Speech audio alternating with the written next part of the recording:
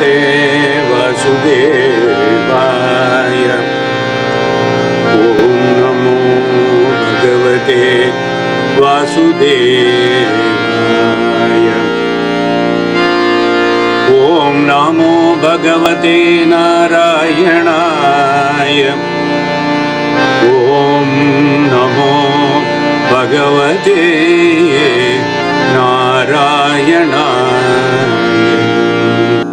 शुक्लाम्बरधरं विष्णुं शशिवर्णं चतुर्भुजं प्रसन्नवदनं ध्यायेत् सर्वविघ्नोपशान्तये। अनन्तसंसारसमुद्रतार नौकायिताभ्यां गुरुभक्तिदाभ्यां वैराग्यसाम्राज्यदपूजनाभ्यां नमो नमः श्री गुरुपादुकाभ्याम्।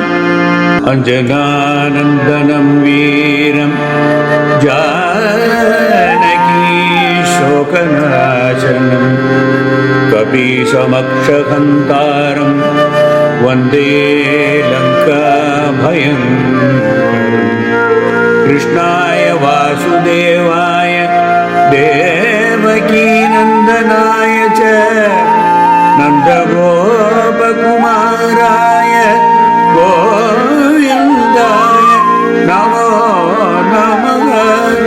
गोविन्दाय नमो नमः।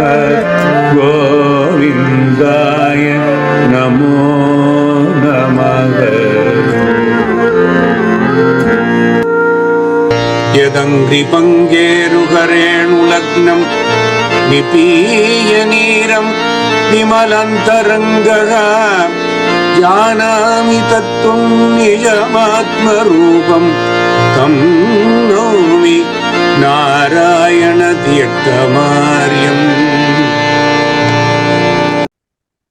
Namaskaram all of you and welcome to the 78th session of Krishnaleela Tarangini. Continuing the 11th Tarangam, describing the events leading to Uddhava's meeting with gopis, with a message from Krishna and Krishna's Gurukulam with Acharya Sangita and his fulfilling of his Guru's wish.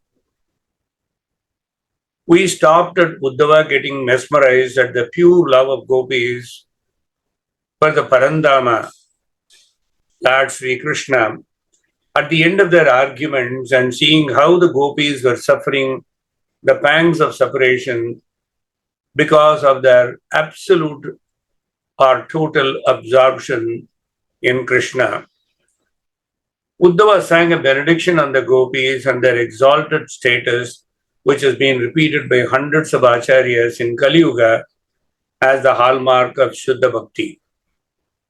As a recap, let us listen to the 58th slokam in chapter 47 of Dasmaskandam of Srimad Bhagavatam.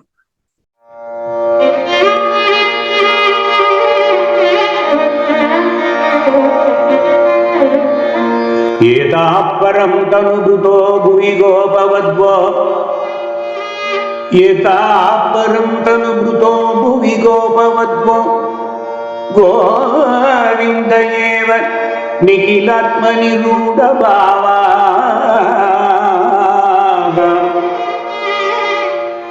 Govindayeva nikilatmanirudabhava. Vanchanti yade bhavaviyo. Vanchanti yad bhavaviyo munayo vayam chat. Kyum brahma janmavihi, kim brahma janmavihi, ananta katarasasya. Vanchanti yad bhavaviyo munayo vayam chat. Kim brahma janmavihi, ananta katarasasya, ananta katarasasya.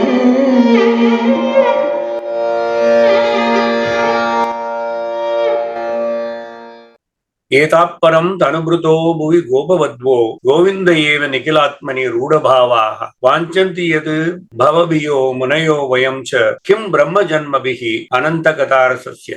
Uddhava sang this in ecstasy.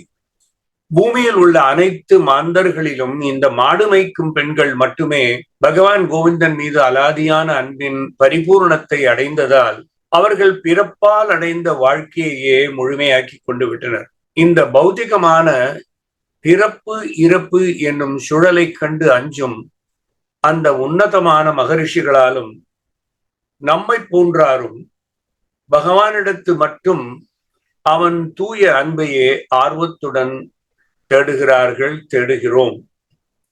உன்னதமான எல்லையற்ற சர்வேஸ்வரனின் லீலைகளை பூர்ணமாக ருசித்த ஒருவனுக்கு பிறப்பால் பிராமணனாகவோ அல்லது ஏன் அந்த பிரம்மதேவனாகவோ வர வேண்டும் என்று எதற்காக ஆசைப்பட வேண்டும்? This is how Uddhava was expressing his astonishment. Vigalidamaya shoka vidyaya labdhattvaya vigalidamaya shoka vidyaya labdhattvaya katamapi paratatve stapayitva manamsi muhuravi parabhaktya vishwabandhe mukunde madhukara parikritam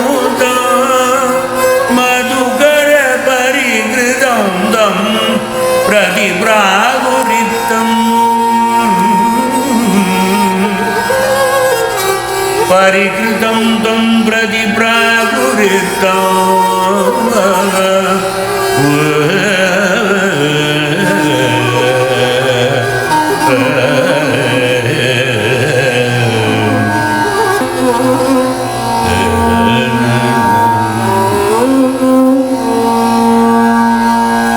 விகலித பயசோகா வித்யா லப்த தத்வாஹ கதமபி பரதத்வே ஸ்தாபயித்வா மனாம்சி முகுரபி பரபக்தியா விஸ்வபந்தியே முகுந்தே மதுகர பரிகிருதம் தம் பிரதி பிராகுரித்தம். This is Narayana Tirtha in Sloka 252. உத்தவருடைய திருமுகத்திலிருந்து Sri Krishna பரமாத்மா அருளிய தத்துவோபதேசத்தை கேட்டு கோபிகைகள் உள்ளம் தெளிந்து நல்லறிவு பெற்று அச்சம் துன்பம் இவற்றிலிருந்து விடுபட்டு பெருமுயற்சியால் ஸ்ரீ கிருஷ்ண பரமாத்மாவாகிற பரம்பொருளில் தங்களுடைய உள்ளங்களை பரிபூர்ணமாக நிலை பெறச் செய்தனர். எனினும் அனைத்து உலகத்தினராலும் வணங்கத்தக்கவரும் மோட்சத்தை அளிப்பவருமான ஸ்ரீ கிருஷ்ண பரமாத்மாவிடம் தாங்கள் முன்பு கொண்டிருந்த விசேஷமான பிரேம பக்தியுடன் மீண்டும் அந்த உத்தவரை மறுபடியும் ஒரு வண்டாகவே கல்பித்து பின்வருமாறு கூறினர். இங்கு ஒரு வேடிக்கை, நாராயண தீர்த்தருக்கு எப்படியோ உத்தவரை ஒரு வண்டாகவே வர்ணித்து மறுபடியும் பாட வேண்டும் என்ற ஆசையோ என்னவோ, கோபிகைகள் மறுபடியும் உத்தவரை வண்டாக நினைத்து இந்த பாடலை பாடுகிறார்கள்.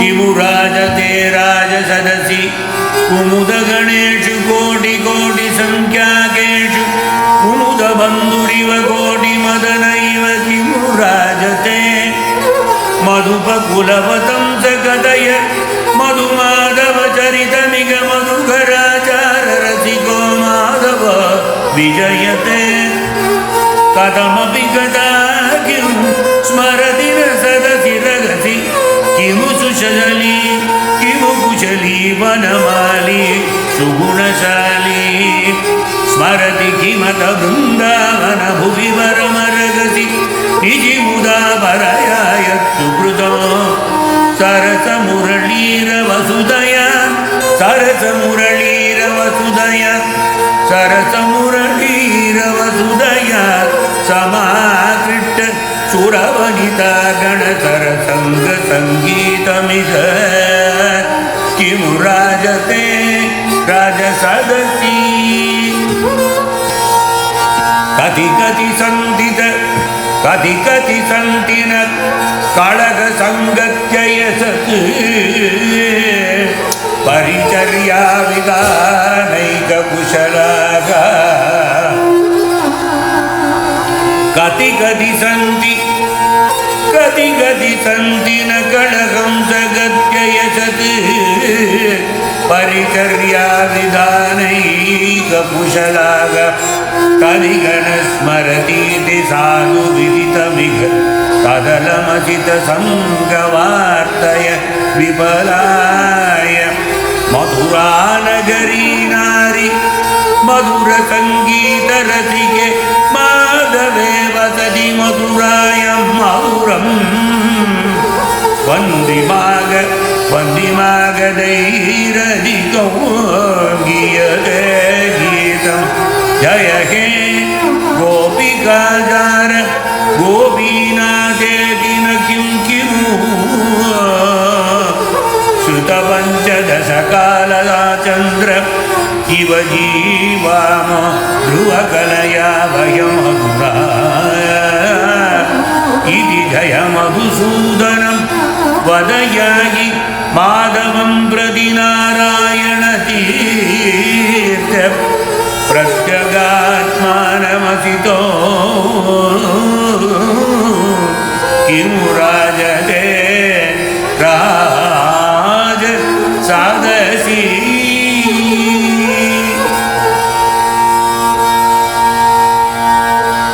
किमु राजते राजसदसि कुमुद गणेषु कोटि कोटि संख्याकेषु कुमुद बंधुरिव कोटि मदन इव किमु राजते राजसदसि பல கோடி கணக்கில் காணப்படும் ஆம்பல் கூட்டங்களை மலரச் செய்து கொண்டு பிரகாசிக்கும் சந்திரன் போன்றும் கோடி மன்மதர்கள் போன்றும் கட்டழகனான ஸ்ரீ கிருஷ்ண பரமாத்மா உக்ரசேன மகாராஜாவின் சபையில் மிக்க சோபையுடன் விளங்கிக் கொண்டிருக்கிறாரா? Is that the reason for ignoring us? Is it because of the fact that he is getting used to that opulence and indulgence that he has completely forgotten us? This is the question by gopis to Uddhava. Madhupa kulavatamsa kataya madhu madhava charitamiga madhukara achara rasiko madhavo vijayate kathamapi kathakim smaratinaha sadasi ragasi kimu kushali vanamali sugunashali. வண்டுகளின் வம்சத்தையே அழகுபடுத்தும் மணி போல் விளங்கும் ஏ வண்டே, இங்கு தேனினும் இனிப்பான கண்ணன் கதையை சொல்லுவாயாக. தேனீக்கள் மலர்களிலிருந்து சாராம்சங்களை சேகரித்த பின் அந்த மலர்களை பரிபூர்ணமாக மறந்து விடுகின்றன என்பது உலக பிரசித்தம் அல்லவா? எங்களுக்கும் தெரியும். அந்த வண்டுகளின் கலையில் கை தேர்ந்தவரும் லக்ஷ்மி தேவியின் மணாளனுமான கண்ணன் எப்பொழுதும் வெற்றியுடன் தானே விளங்குகிறார். எப்பொழுதாவது எப்படியாவது தனிமையிலோ கூட்டத்திலோ எங்களை பற்றி கணமேனும் நினைக்கிறாரா? 5 நிறமுள்ள மாலையை அணிந்திருக்கும் சிறந்த குணங்களுடன் கூடிய அந்த கண்ணன் நலமுடன் இருந்தாலே போரும். நலமுடன் இருக்கிறாரா அதையாவது கூறுவாயாக என்று கேட்கிறார்கள். Okay, we cannot complain anymore. Is he at least happy and doing fine there wherever he is? That is enough for us. This is how gopis reconcile and tell Uddhava. But they don't stop there. They start lamenting again. Smarati kimata vrindavana bhuvi parama ragasi nishimuda paraya yat sukrutam sarasa murali rava sudaya sama krishta sura vanita gana sara sangeetam iha kimu rajate. Brindavanam என்கிற புண்ணிய பூமியில் யமுனை ஆற்றின் மணல் மேட்டில் மிக்க தனிமையான இடத்தில் கோபிகைகளுடன் இரவில் கண்ணன் புரிந்த ராச கேளிக்கையையும் அமுதம் போன்ற கண்ணனின் குழலோசையை கேட்டவுடன் விண்ணுலகத்திலிருந்து மண்ணுலகத்துக்கு கூட்டமாக வந்த வானவ மங்கையரின் இன்பம் நிறைந்த பாட்டையும் அந்த கண்ணன் எப்பொழுதாவது நினைவு கொள்கிறாரா? கண்ணனுக்கு பணிவிடை செய்வதில் மிக்க திறமை உள்ளவர்களும் பேச்சிலும் நடையிலும் அன்னப்பறவைகள் போன்று மிக அழகு வாய்ந்தவர்களுமான இந்த பெண்கள் இந்த ஆயர்பாடியில் எத்தனையோ இருக்கிறார்களே, தெரியுமா உமக்கு? கண்ணன் அவர்களை ஒருபோதும் நினைக்கவில்லை, நினைவிலேயே வைக்கவில்லை என்று தெரிகிறது. இது எங்களுக்கு இப்போது நன்றாகவே புரிந்துவிட்டது. இனி கருத்த நிறமுடைய கண்ணனின் நட்பை பற்றிய பேச்சு எதுவும் பிரயோஜனப்படாது, பயனற்றது. போதும் போதும். இதற்கு மேல் பேசி என்ன புண்ணியம் என்று மனங்கலங்கி பேதலித்து பேசுகிறார்கள். மதுரா நகரி நாரி மதுர சங்கீத ரசிகே மாதவே வசதி மதுராயாம் மதுரம் வந்தி மாகதைரதிகம் கீயதே கீதம் ஜெயகே கோபிகாஜார கோபி நாதேதி நகி கிம். மதுரா நகரத்து மங்கையரின் இன்பத்தை அளிக்கும் பாட்டில் ஸ்ரீ கிருஷ்ண பரமாத்மா தன் வயப்பட்டிருக்கும் போது கோபிகைகளின் பேரன்புக்கு இருப்பிடமான தலைவனே, கோபிகைகளின் இணையற்ற தலைவனே, வெற்றியுடன் விளங்குவாயாக என்றாவது மதுரா நகரத்து துதிபாடர்களால் அங்கு அதிகம் பாடப்படுவதில்லையா? கேட்கிறார்கள் கோபிகைகள் உத்தவரை. சிறுத பஞ்ச தச கலாச்சந்திர இவ ஜீவாமோ துருவகலையா வயம் அதுனாம் இதி ஜயம் மதுசூதனம் வத யாகி மாதவம் பிரதி நாராயண தீர்த்த பிரத்யேகாத்மானம் அசிதம் கிமு ராஜதே.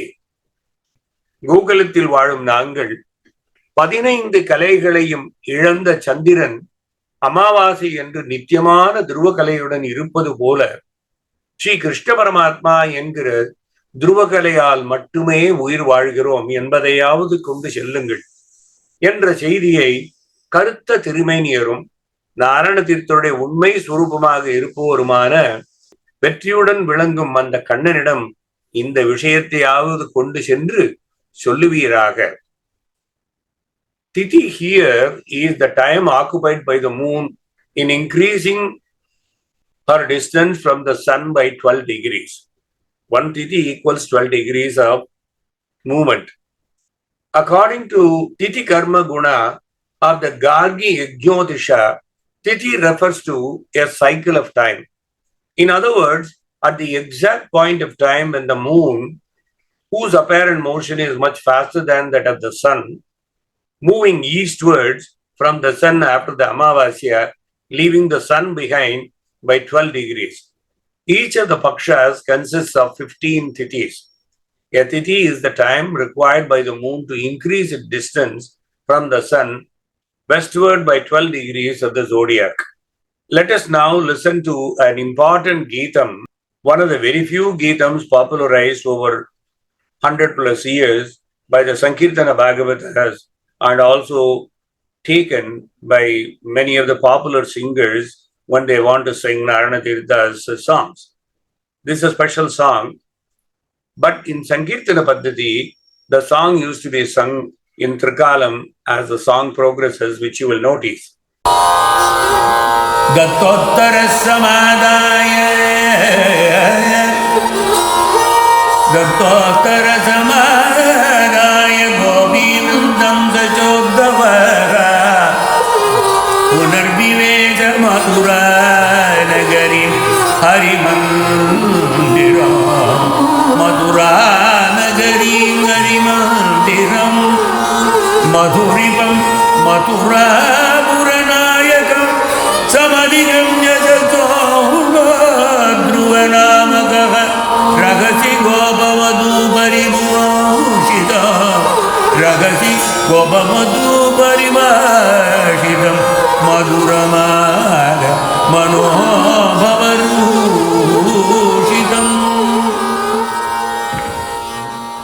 Dattottara samadaya gopi vrindam sachodhavaha punarvivesa madhura nagarim hari mandiram madhuripam mathurapura nayakam samadigamyasa chodhruva namakaha ragasi gopavadu paribhashitam madhuramaga manobavar rushitam.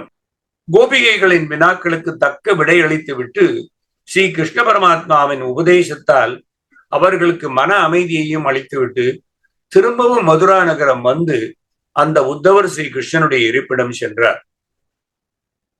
Sri Krishna பரமாத்மாவின் அருகாமையில் சென்று அந்த இதமான கோபியர்கள் கூறிய அவர்கள் உள்ளத்தில் நிறைந்திருக்கும் அபரிமிதமான அன்புடன் கலந்த வார்த்தைகளை கண்ணன் தனிமையில் இருக்கும் போது இனிமையாக கூறினார். அதுதான் நாம் கேட்கப் போகும் பாடல்.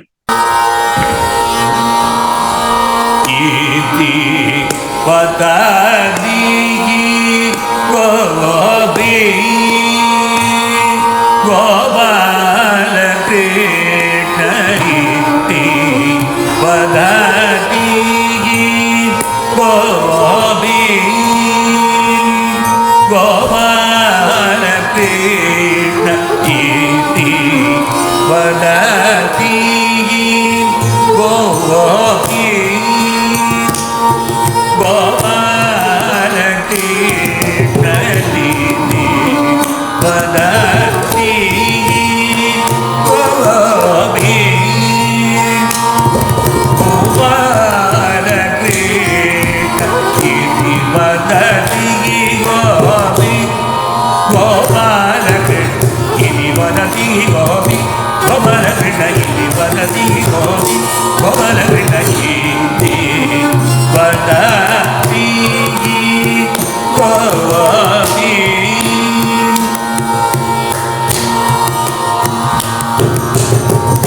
Nataya Nutaya Nutaya Gridaya Pradibadam Asmati Vaivitaya Nataya Nutaya Nutaya Gridaya Pradibadam Asmati Vaivitaya Ini vadati Gopi Gopala Krishna ini vadati Gopi Gopala Krishna ini vadati Gopi Gopala Krishna ini vadati Gopi Gopala Krishna ini vadati Gopi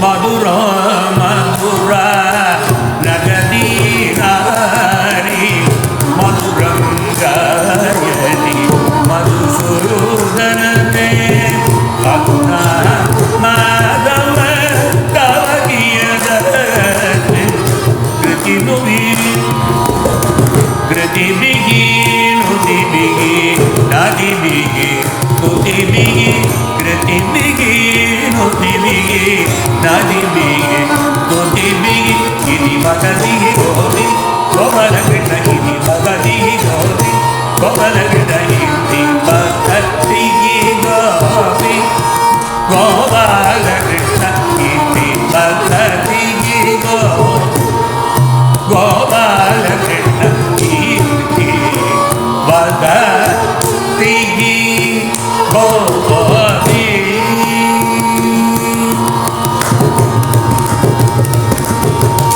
Nanda Mukunda Paramananda Mandanera Tusa Padanendu Vrindavana Vindandam Magune Maram Maram Varam Varam Iti Vadati Gopi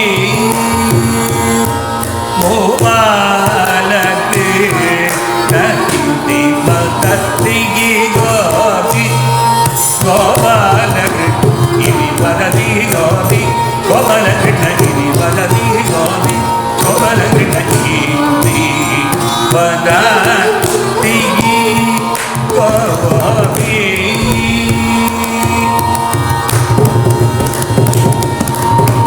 Sudaya Sudaya Gadayam Tigwa Sudaya Sudaya Karane Sandam Gadati Maname Nanda Kishoram Marati Yuvati Kairi Kadam Maninaya Kamani Kaviparamaguna Unayage Sati Kachamanina Marakata Maniravi Magye Gadito Gadaniya Kim Nahi Gatesu Itigo Vidana Kaditam Pravidam Nijajanagaditam Vididam Varina Yadina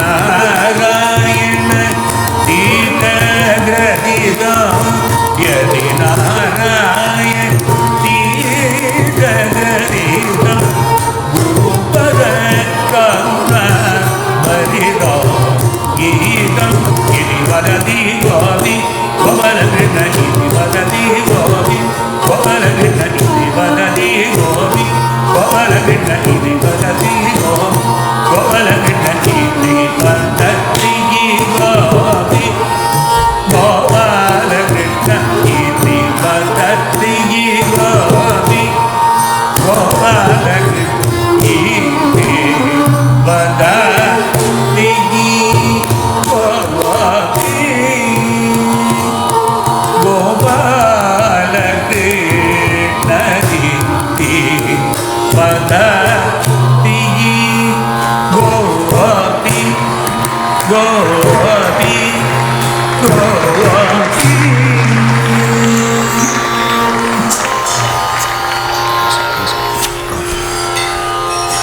vadatihi gopi gopala krishna natayo nutayaha smrutayo krutayaha pratipadam asmavihi tvai vihitayaha iti vadati. வேதங்களையும் மண்ணுலகத்தையும் பசுக்களையும் காக்கும் கண்ணா, அடியார்களுடைய உள்ளங்களை ஆக்கர்ஷித்து அவர்களை ஆட்கொள்பவரே, ஹே கிருஷ்ணா, தங்களிடமுள்ள பிரேம பக்தியால் நாங்கள் தினந்தோறும் எண்ணற்ற நமஸ்காரங்களையும் ஸ்தோத்திரங்களையும் தியானங்களையும் நற்செயல்களையும் ஓயாது புரிகிறோம் என்பதை நினைவில் வைத்துக் கொள்ளுவாக என்று ஒரு கோபஸ்ரீ சொன்னாள். இந்த பாடலை யார் பாடியது? உத்தவர் கண்ணனிடம் சொல்லுகிறாள், நான் கோபிகைகளை பார்க்கும் போது இவையெல்லாம் நடந்தன, ஒரு கோபஸ்ரீ இப்படி பாடினாள் என்று உத்தவர் சொல்வதாக அமைந்த பாடல் இது. இப்படிப்பட்ட ஒரு பாடலை இயற்ற வேண்டும் என்று நாராயண தீர்த்தருக்கு ஏன் மனத்தில் தோன்றியது? அதற்கு ஸ்ரீமத் பாகவதம் 47வது அத்தியாயம் 66வது ஸ்லோகத்தை பார்க்க வேண்டும். மனசோ விருத்தயோகோ நஸ்யுஹு Krishna பாதாம்புஜஸ்ரயாக வாசோபிதாயினி நாம்னாம் காயஸ்தத் பிரஹ்வாணாதிஷு. Nanda and Gopas and Gopis said, may our mental functions always surrender to Krishna's lotus feet. May our words always chant his names, and may our bodies always bow down to him and serve him. Almost the same sentiment, if not similar sentiment, was brought out by Narana Tirtha in the very first Pallavi and Anupallavi. And then in the next slokam, Shuka says, Karmabihi brahmyamananam yatra kwabishwarechaya mangala charitaihi danaihi atinaha Krishna Ishware. Wherever we are made to wander about this world by the Supreme Bhagavan's will, in accordance with the reactions to our fruitful service, may our dedicated service and charity always grant us the ultimate, namely the love for Krishna. They are not asking for Sayujyam. They are not asking for renunciation. They are not asking for anything else. They are very particular about asking only one thing. Let all our service and charity grant us the ultimate love for Lord Krishna. Naranatirtha continues, Maduram, Madura Nagari Nari, Maduram Gayati, Madhusudanate, Aduna Madhava Tavakiya Dasmatu, Kritibihi, Nutibihi, Natibihi, Stutibihi, Iti Vadati. மது என்ற அரக்கனை கொன்றவரே, இப்பொழுது தங்கள் அருகாமையில் வாழும் மதுரா நகரத்து பெண் இனிமையாக பாடுகிறாள். ஹே லக்ஷ்மி மணாளா, எங்களுடைய அறச்செயல்களோ நமஸ்காரங்களோ தியானங்களோ எப்படி தங்களுக்கு மகிழ்ச்சியை தரும்? நந்தமுகுந்தம் பரமானந்தம் மந்தஸ்மேர சுதாவதனேந்தும் பிருந்தாவனபுவி சந்தம் வந்தே ஸ்மாரம் ஸ்மாரம் வாரம் வாரம் இதி வததிஹி. நந்தகோபருக்கு மோட்சத்தை அளித்தவரும் பேரானந்த வடிவரும் புன்சிரிப்பாகிற அமுதம் நிறைந்த சந்திரனை போன்ற திருமுகத்தவருமான பிருந்தாவனம் என்ற திவ்ய தேசத்தில் வசிப்பவன் ஸ்ரீ கிருஷ்ண பரமாத்மாவை மீண்டும் மீண்டும் எண்ணி எண்ணி வணங்குகிறேன் என்று கோபி சொன்னாள். கண்ணா, இதை கேட்டுக்கொள் என்கிறார் உத்தவர். ஸ்ருதயா ஸ்மிருதயா கதயந்தி த்வாம் சுதியா ஸ்வந்த கரணே சந்தம் ததபிமனோமே நந்த கிஷோரம் ஸ்மரதிஹி யுவதி கருணி களபம். 4 வேதங்களும் தர்மசாஸ்திர நூல்களும் சிறந்த முனிவர்களும் தாங்கள் அவர்கள் உள்ளத்திலேயே இருப்பவராக பறைசாற்றிக் கொள்ளுகிறார்கள். ததபி மனோமே நந்த கிஷோரம் ஸ்மரதிஹி யுவதி கருணி களபம். ஆனாலும் எப்படித்தான் அனைவரும் பறைசாற்றிக் கொண்டாலும் வேதங்களும் தர்மசாஸ்திரங்களும் சிறந்த முனிவர்களும் தங்கள் ஹிருதயத்தில் கண்ணனை பிடித்து வைத்துக் கொண்டதாக மமதையுடன் பேசினாலும் நடுவயதினரான கோபிகைகள் என்ற பெண் யானைகள் கூட்டத்தில் எப்போதும் 30 வயதுள்ள ஒரு யானைக்குட்டி போன்று காணும் நந்தகோபனின் மைந்தனாகவே எனது உள்ளம் தங்களை எண்ணுகிறது என்று ஒரு கோபி சொன்னாள் என்று உத்தவர் கண்ணனிடம் சொல்லுகிறார். Tirtha, who came in the 17th century, namely 1650 to 1745, may have been influenced by Madhusudana Saraswati's description of Balakrishna. Madhusudana lived in 16th century, that is 1540 to 1640, And his description of Krishna in Advaita Siddhi, a line-by-line refutation of Nyayamrita, goes like this. Dhyana abhyasa vashikritena manasa yannishkriyam nirgunam jyodihi kinchana yogino yadi param pashyanti pashyantu te asmagam tu tadeva lochana chamatkaraya bhuyascharitam kalindi pudinodareshu viharan neelam mahodhavati. இதன் அர்த்தம் என்ன? சிறந்த அத்வைத்தியம் கிருஷ்ண பக்தருமான மதுசூதன சரஸ்வதி என்கிற பெரியவர் சொல்லுகிறார். சின்ன கண்ணனை பற்றி வர்ணிக்கும் போது, யோகிகள் சிலர் நீண்ட காலம் உபாசனை செய்த பழக்கத்தால் குணமற்றதும் தொழிலற்றதும் உருவமற்றதுமான ஒளிவடிவான பரம்பொருளை உள்ளத்தில் காண்கிறார் என்றால் அவர்கள் அப்படியே காணட்டுமே.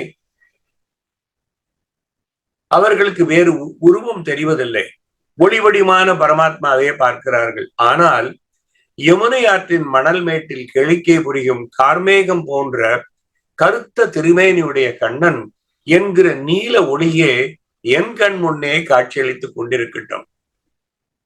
யார் சொல்லுகிறார்? மதுசூதன சரஸ்வதி, பரிபூர்ணமான கிருஷ்ண பக்தர். அவர் சொல்லுகிறார், பரம்பொருளை நான் உள்ளத்தில் ஒளிவடிவாக பார்க்க போவதில்லை, அது கண்ணன் என்கிற கருநீல மேனியுடைய அந்த உருவத்தையே நான் மனசில் அபியாசிக்கிறேன் என்கிறார் மதுசூதன சரஸ்வதி. இதே போல ஸ்ரீ நாராயண தீர்த்ததும் கோபிகைகள் வாயிலாக தன் கருத்தையே தெரிவிக்கிறார் என்பதை புரிந்து கொள்ள வேண்டும். கடைசி ஸ்லோகம் இதையே வர்ணிக்கிறது. மணிநாயக மணிரபி பரம் அதுனா குண யோகே சதி காச்ச மணீனாம் மரகத மணிரபி மத்தியே கட்டிதோ கணனீயகா கிம் நகி காச்சேஷு இதி வததி கோபி. ரத்னங்களுள் சிறந்தது என்று புகழப்படும் மரகதம், பச்சை நிற ரத்னம் சாதாரணமான பாசிமணி மாலையின் நடுவே சேர்க்கப்பட்டாலும் கோர்க்கப்பட்டாலும் அந்த மரகதத்தின் அழகு ஒரு பொழுதும் குன்றாது அல்லவா?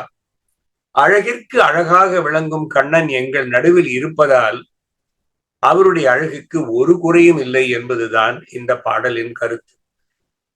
இங்கு நாராயண தீர்த்தரின் வர்ணனை அபிஞான சாகுந்தல நாடகத்தில் மகாகவி காளிதாசன் வர்ணனையை பூரணமாக ஒத்திருக்கிறது. In other words, Narayana Tirtha's description of the last slokam represents the beauty of Abhignana Shakuntala by Mahakavi Kalidasa. Kalidasa says like this: Sarasijam anuviddham shaivalena api ramyam malinam api kimam shogo Lakshmi-Lakshmim tanoti iyam adhikamanognya valkalena api tanvi kim iva hi maduranam mandanamna akritina. The lotus, though intertwined with Shaivala, is charming. The Shaivala it is known as Vallisneria in the English language. It's eel grass by common name, or Velampasi in Tamil. People use that for fish ponds. It is an aquatic plant which spreads itself over ponds and interweaves itself with the lotus. This graceful one, Shakuntala, even with her bark dress, even though she has only been wearing Mara Uri, is more lovely than any other queen under the sun. For what is not an embellishment of sweet forms? Everything serves as an ornament to heighten the beauty of a figure or Swarupam, which is naturally beautiful. அழகுக்கு அழகு செய்வதாகவே அமைந்திருக்கிறது. Kalidasa was a crazy romantic, unparalleled. Upama Kalidasasya Bharavehe Artha Gauravam Dandinam Patala Nityam Maghe Santi Trayo Gunaha. This is a very famous saying. அழகுள்ள பொருளுக்கு எதுதான் அழகை கொடுப்பதில்லை என்கிறான் காளிதாசன். அவன் கேள்வியே எதுதான், கிம் இவகி மதுரானாம் மண்டனம்னா ஆகிருதினா. கடைசி செய்யுளில் நாராயண தீர்த்தர் இப்படி சொல்லுகிறார்.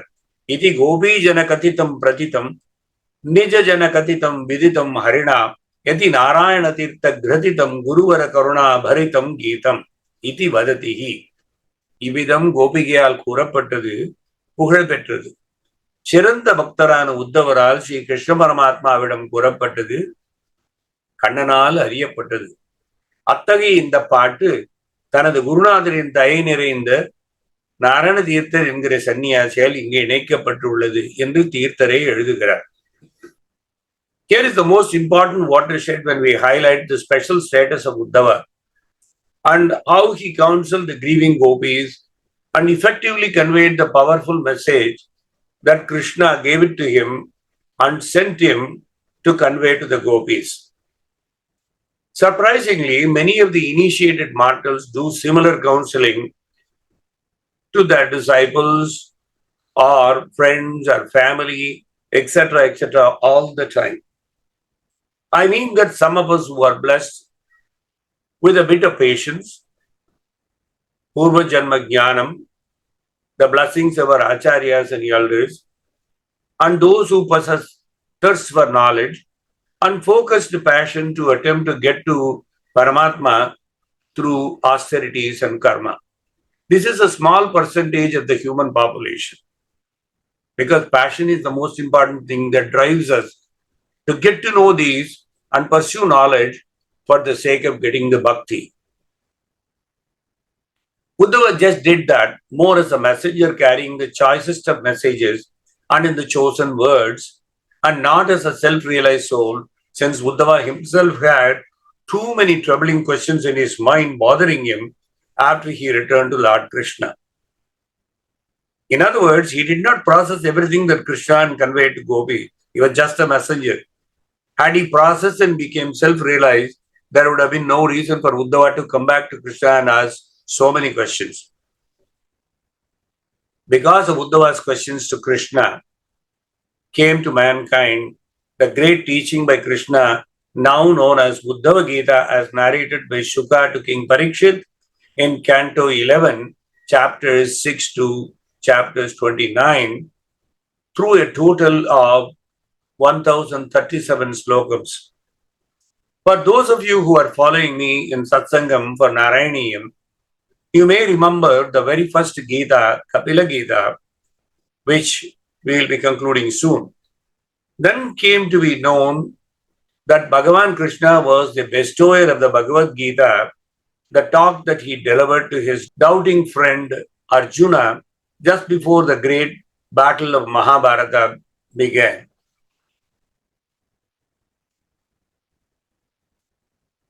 As per traditional accounts of Sanatana Dharma or Hindu mythology, the Gita was written by Ganesha as dictated by the sage Veda Vyasa.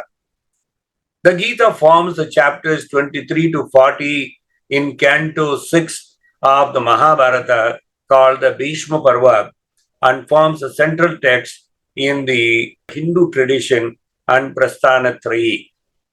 But then came the third talk of Krishna, in which Krishna extensively talks about nature and his solutions to various problems that we come across, narrated in a total of about 1000 slokams, or to be exact, 1037 slokas. This time he spoke his mind to his nephew, his great friend and devotee Uddhava, just before Krishna left the mortal earth to return to his eternal abode or permanent place known as Vaikuntha. While Krishna in the Bhagavad Gita admonishes Arjuna to stop self-doubt and fight and perform his duty as a warrior, Krishna in this third talk or third Gita advises Uddhava on how to serve him with devotion and find liberation when he himself is no longer physically present on earth to guide him personally. The story has a more personal ring, is more narrative with examples, anecdotes, stories, and digresses more, even though sometimes the same or similar sentiments are encountered. The story is therefore easier to read and less abstract. Chapter 6 of the 11th canto describes how Shiva, Brahma, and all other demigods requested Bhagavan to return to his permanent abode, and how Sri Uddhava, anticipating separation from the Supreme Brahman or Krishna, to whom he was emotionally attached as well, was very distressed and prayed to Sri Krishna not to abandon him, so that he, Uddhava, might accompany Krishna on his return to that abode known as permanent abode or Vaikuntha. desiring to see Sri Krishna in his human-like form for one last time, a form that enchants all the worlds, the Gandharvas, Apsaras, Nagas, Rishis, Pitas, Vidyadharas, Kinnaras, and all others, headed by Shiva, Brahma, and Indra, arrived at the city of Dwaraka and offered benedictions about his spiritual power and unique qualities difficult to describe. Shuka's description of the above to Maharaja Parikshit is incredible. You all have to look at that chapter in Srimad Bhagavatam to enjoy the beauty of description. Shuka says all living entities beginning with Brahma and Shiva are subordinate to Lord Sri Krishna. Krishna creates the universe by empowering his expansion Mahavishnu. Although Krishna creates, maintains and destroys this world through his material energy, Krishna remains transcendental or spiritual to the material energy and perfectly nonchalant. Even in the midst of his 16,000 queens, as the legend goes, Lord Krishna has always been uniquely alone, untouched, unaffected, unrelated, blissful, and undisturbed by the presence of anybody around him. That is Paramatman. Performers of desire-oriented sacrifices and yogis desiring mystic power contemplate the lotus feet of Bhagavan Krishna to attain their materialistic objectives. But the most elevated devotees, bhaktas, who desire liberation from the bondage of material action, adoringly surrender to Bhagavan's feet because those feet are the fire that destroys all desires for sense gratification. One cannot actually purify the mind by ordinary worship, penance, and other such kamyartha, desire-oriented action and processes. One can purify the mind contaminated by sense gratification only through mature faith in the mode of goodness, which arises by hearing the glories of Bhagavan. Therefore, intelligent persons situated in the Varnashrama system serve the two kinds of holy places: the nectarian rivers of the topics of Krishna and the nectarian rivers flowing from Bhagavan's lotus feet himself. By incarnating within the Yadu dynasty, Krishna performed the highest welfare work for the entire universe by displaying his spiritual Leela. Simply by hearing Shravanam and chanting Kirtanam about his Leela, pious persons in Kali Yuga can definitely cross over the ocean of material illusion. These two paths are sufficient, Shravanam and Kirtanam. When the Lord had fulfilled the purpose of his descent unto the Yadava Kulam and the Yadu dynasty was facing imminent destructions from the Brahmana's curse, the Lord desired to wind up his pastimes, or Leela. What is this Brahmana's curse and the destruction of Yadukulam? We will see that very briefly as shown in Srimad Bhagavatam. When Brahma prayed to the lotus feet of Parandama, Lord Krishna, for the deliverance of himself and all of the demigods, Sri Krishna revealed in his reply that after the destruction of Yadukulam, he will return to his own permanent abode. If Krishna is omnipotent and everlasting and indestructible, why then the need for the destruction of Yadukulam to compel him to leave this mortal area? After all, he was leading Yadukulam. He was the chief supremo of Yadukulam. Why should he need the destruction? Chapter 1 of Canto 11 gives us a brief hint. As I said, Uddhava Gita commences from chapter 6 of Canto 11. But in order to see the preamble of that, you should go to chapter 1. First chapter of Canto 11 gives us a brief hint of why and also the way of destruction landed on the Yadu dynasty. The reason for that, which one can conclude, took place owing to the appearance of an iron club.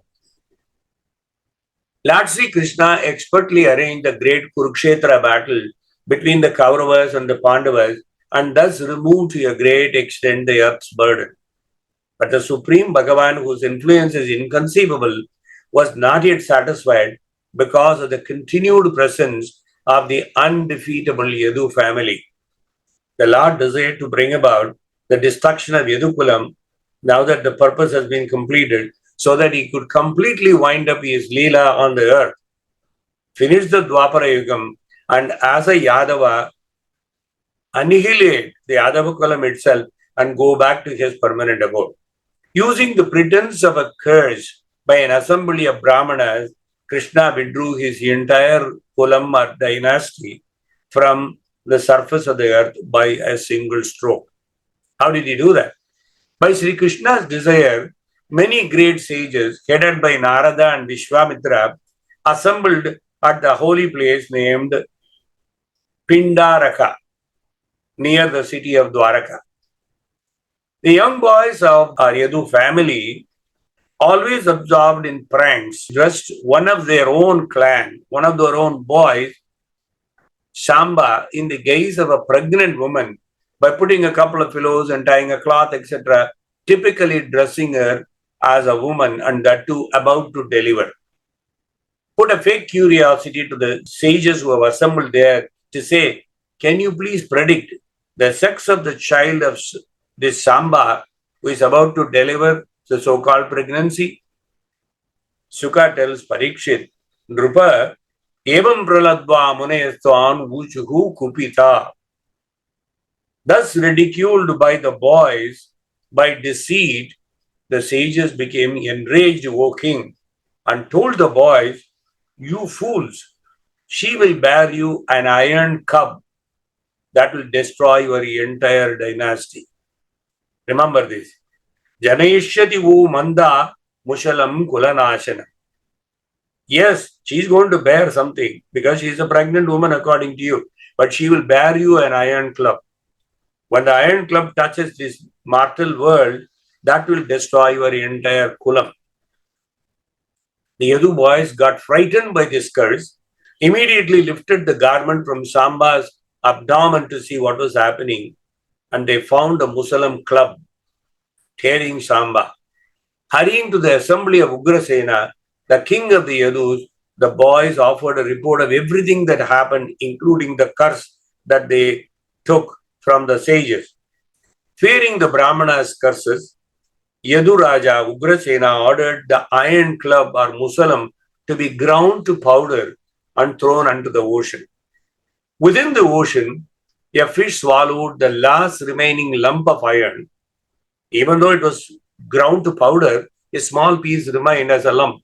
That was swallowed by a fish, and the waves carried all other bits of the ground powder to the shore, where they all got implanted into sharp papyrus or korepul, and eventually grew into a grove of very harsh canes, very powerful, like rods of steel. This korepul, called cypress papyrus, became so powerful and they were ready to be used as ayudam. Fishermen caught the fish, and a hunter named Jara used the iron lump found in its belly to fashion a powerful arrow. Although the omnipotent and omniscient Lord Sri Krishna knew what was all happening, he deliberately went along and did not counteract any of that. Rather, he was the one that sanctioned those events as do dominoes fall, or as a known chain reaction, which we know, effect and cause and effect, cyclically is dominoes. Observing terrible disturbances indicating the imminent destruction of the world, Bhagavan Krishna called together the wise members of Yadukulam and reminded them of the Brahmana's curse. He said, this is the end of Yadukulam. Remember that. Bhagavan convinced them to go to Prabhasa Tirtha, where they could save themselves by the performance of ritual bathing, charity, and chanting, and so on. The Yadus, in total obedience to Krishna's desire, prepared their journey to Prabhasa. Upon seeing and hearing the Lord's conversation with the Yadukulam, Uddhava approached Lord Krishna, devastated by whatever he heard, and offered Krishna full obeisance, and with folded hands prayed, expressed his inability to tolerate separation from Krishna, saying, "You are going to leave this place. I beg of you, Krishna, to carry me to your abode." Peaceful members of the renounced order attain Brahmaloka after exhaustive and painful exertion, whereas the devotees of Bhagavan simply discuss Lord Krishna among themselves, chant and remember his various Leelas and instructions, and thus automatically cross beyond the insurmountable material energy. No wonder Uddhava begged Krishna to carry him to his own abode, and hence his benediction. This is the trigger point for Uddhava Gita. This is when Krishna responded to Uddhava in 1000 plus slokas as to what exactly is the reason for him, for Paramatma's appearance, and how he could get to renunciation or how he could get to him. Finally, what are the steps? That is Uddhava Gita. Uddhava Gita is exquisite. It requires several sessions to explain these 1000 slokas. Krishna first of all explains to Uddhava that he has to give up all his attachments in order to find liberation in his service. Without the spiritual connectedness, one is lost. With the eternally bound soul condemned to return again and again to the material world full of misery, Krishna teaches Uddhava to recognize him in all and everything that is born around the human creation, like a thread running through a pearl necklace, as he told Arjuna, that he is there in everything. Unless someone is willing to see Bhagavan Krishna in everything that he sees around, there is no salvation. Uddhava then stated, just like Arjuna again, that he finds yoga a difficult to perform discipline and asks for further instruction. Krishna answered that simply by one's intelligence deriving from indirect symptoms, one cannot attain him. You may remember this. In the second, the Gita, namely Bhagavad Gita to Arjuna, he says it in some different language. And this is the third Gita, Uddhava Gita. Bhagavan says, simply by one's intelligence deriving from indirect symptoms, one cannot attain him ever. One needs to be devoted in going for the direct symptoms of his different appearances.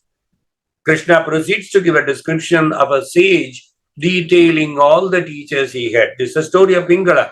There is not one guru or source of knowledge in one's life that you can feel content with.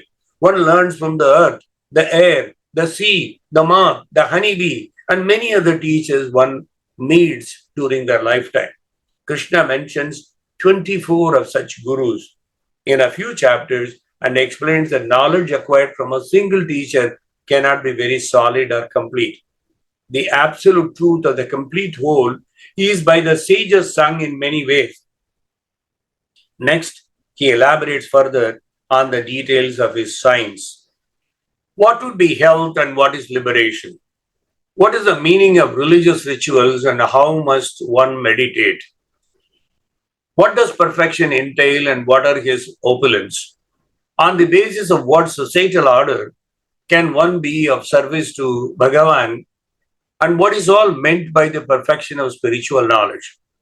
Are there different forms of yoga, and what would be the best one to reach him? What to say about the difference between the good and evil? And how about the relation between the person and the material nature? Uddhava asks Krishna how to remain calm when one is approached with negativity by people around him. This is a fundamental question all of us have all the time.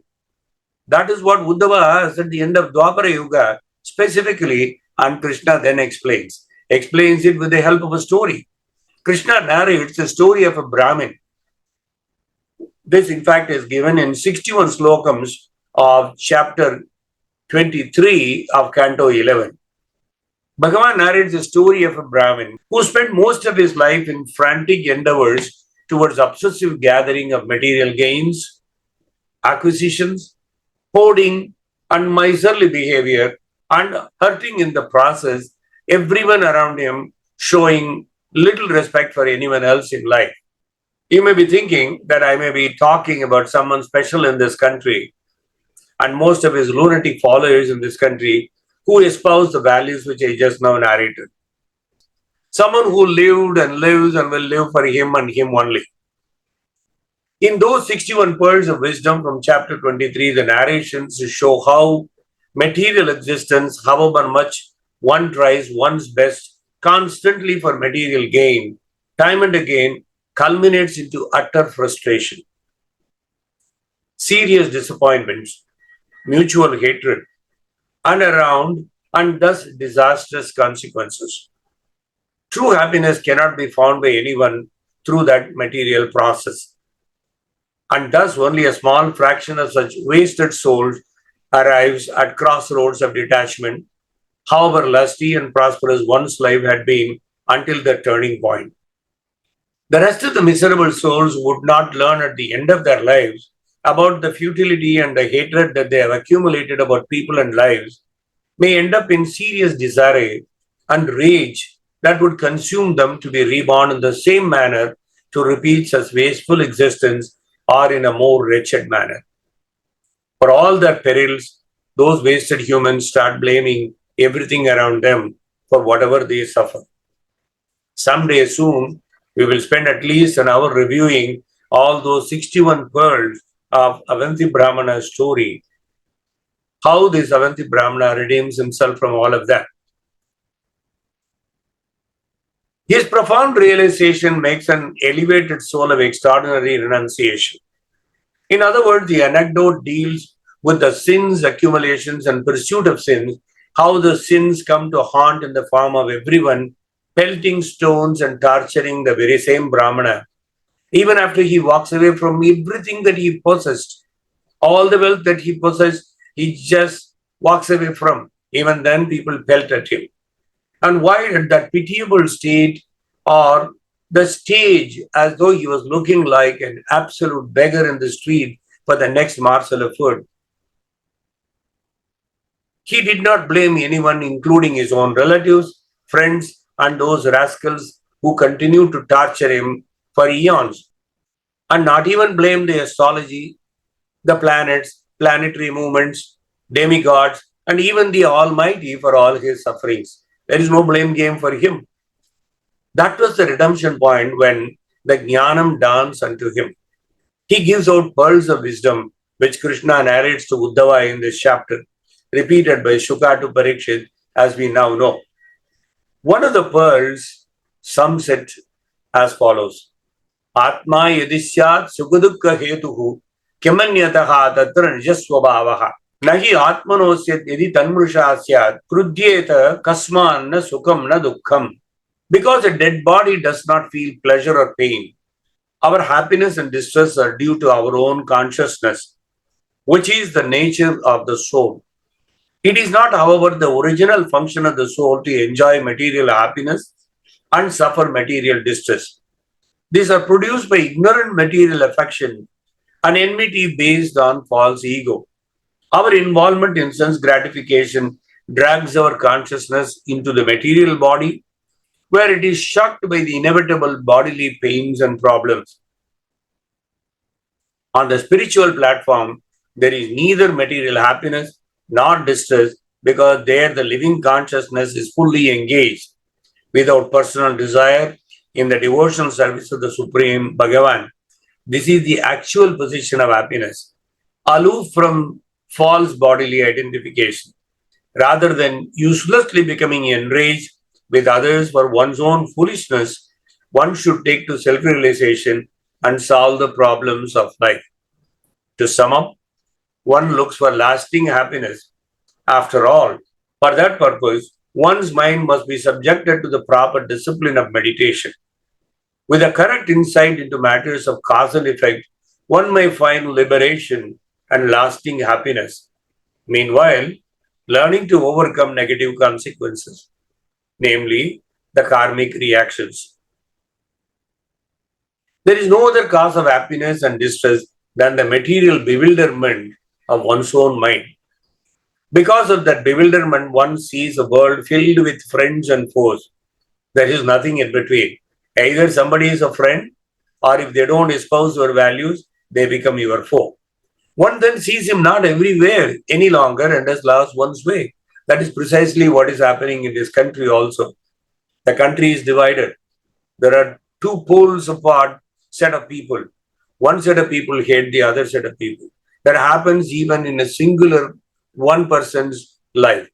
When one likes people because they really adore him and they speak in high volumes about praise to him, then they are the friends. If somebody criticizes you, they become your foe. This is it. Either there is a friend or foe, there is nothing in between. Therefore, do not judge too rashly and try to rise above the world of opposites. Let us not ignore that story as fiction, since every one of us may have some parts of that episode close to our lives, as narrated by Krishna to Uddhava and therefore by Shuka to Parikshit.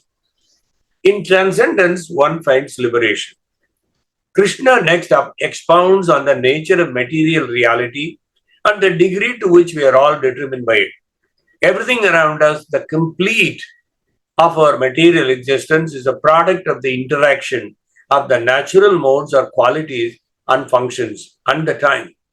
One has to acknowledge that there is a fourth state of consciousness next to the ones of sleeping, waking, and dreamlessly being absent. Jagrat, Swapna, Sushupti, an extra dimension in which one must manage to find oneself. By meditation, one attains that fourth state. It is all about the stabilization of that consciousness. Then Krishna relates yet another story called the Aila Gita, the 26th chapter. Aila is Pururava, as I mentioned earlier. In Treta Yuga, he was born as the son of Ila and Buddha, namely Mercury planet. It's a story about the Emperor Pururavas turning into a complete fool the moment his wife Urvasi abandons him. In his misery, he arrives at a real understanding. His profound statement is repeated in slokas 19 and 20 of the chapter 26. Pitroho kim somnuhu bharyayaha swamino agnehe swagrudrayoho kim atmanaha kim sugadamiti yo navasiyate tasmin kalevare medye tuchanishte vishajyate aho subhadramman sunasam susmitam cha mukam shriyaha. One can never decide whose property the body actually is. Does it belong to one's parents because they gave birth to this body? To one's wife who has given the pleasure throughout the life? Or to one's employer who orders the body around? Is it the property of the funeral fire or of the dogs and jackals who may ultimately devour it from the graves? Is it the property of the indwelling soul who partakes in its happiness and distress? Or does the body belong to intimate friends who encourage and help it live its life? Although a man never definitely ascertains the proprietor of this body, he becomes most attached to this body because he doesn't know what is going to be the ultimate disposal of this body, but still he is so attached. The material body is a polluted material form, fast aging and heading towards a lowly destination. Yet when a man stares at the face of a woman, what does he think? He thinks, what a good-looking lady. What a charming nose she has got. And see her beautiful smile. All these are true if you change the gender in the above observation. It's not only for man, it's for women as well. Because it is Pururavas who made this statement, the meaning was given as above. So we'll have to use it for any gender to get the philosophy behind it. What is the moral of the above anecdote? One therefore has to develop deep devotion to Bhagavan so that a marriage in continuum does not become an unbearable burden, enjoyment turning into a sin. Dedicate everything to him, even while in companionship and when you are in marriage, being a grihastha. That is how one finds liberation, even as a grihastha. Krishna then clarifies how one can worship his form. One organizes rituals with a material purpose, and for that reason, they are associated with karmic matters. But in bhakti, is devotional service, one who has to learn to live one's love free from ulterior motives, especially the love for Bhagavan's personality and wisdom. An idol and worship are not a purpose in itself, but rather constitutes a gateway for the purpose of realizing the supreme him from within. It is a necessary process of material actions. Just as one with clocks and calendars culturally worships Bhagavan's impersonal nature of time until one has retrieved his own original time, nature, and natural harmony. This is what Krishna tells Uddhava. By karma, one loses oneself. By dharma, one saves oneself. Let's look at it again. By karma, one loses oneself. By dharma, one saves oneself. Karma means to suffer profit-minded labor and selfishly that is overcome. Dharma is religion and nature, and by devotion and meditation, one regains that correctness and original harmony. Krishna finally offers an exposition about the interest of properly discriminating between mind and matter, between soul and body. What is actually real and what is just a denomination of that which is real. It is the identification with matter that constitutes the hindrance because of which we are locked up in a false ego of I and mine and the like that we take for real. I is not real, mine is not real, but it is a false ego that pushes us to think that I and mine are real. Krishna shows the way of liberation in the soul that is never alone, but is always together with him as an eternal friend, like two birds sitting in a tree. One bird enjoys the fruits, the other one only witnesses, never enjoys the fruit. Once liberated, one is not that much concerned any longer about all external matters, so that one, self-enlightened, is elevated above the world of opposites, unlike the other one which perishes. Krishna explains how one can conquer the different hindrances in one's life and how one may attain that liberation. Appease the mind by repeating his names in silence. Thus, let go of everything and finally attain him. All yogas teach that even endeavoring for one's health, one must ultimately give up in order to reach his destination. Don't seek continuum in health. Don't seek continuum in life. Because unless you abandon the mind and body in a manner that the mind and body are separate in your thinking, you will never be able to give up anything in order to reach him to the final goal. Krishna concludes with a discussion of the yoga of devotion, of bhakti, the final chapter, as the most suitable way to overcome all hindrances. He there too pleads for seeking association with bhaktas, satsangam, for congregational singing, for devotional service, and for the beneficial effect that satsangam places on one's character. With one's devotion, one should recognize him in each and every one, and thus overcome the burden of one's mortality. The above long pravachanam is just a simple attempt at condensation of Canto 11, chapters 6 to 29, a total of 1037 slokams. It was just an overview of a peripheral summary. Sometime when you are all interested, let me know. We will take Uddhava Gita as a separate topic over several sessions. We will continue Tirtha's description of Krishna as Gurukulam and anecdotes attendant to that in the very next session. Narayana Narayana Narayana Narayana Narayana Narayana Narayana Narayana Narayana Narayana Narayana Narayana Narayana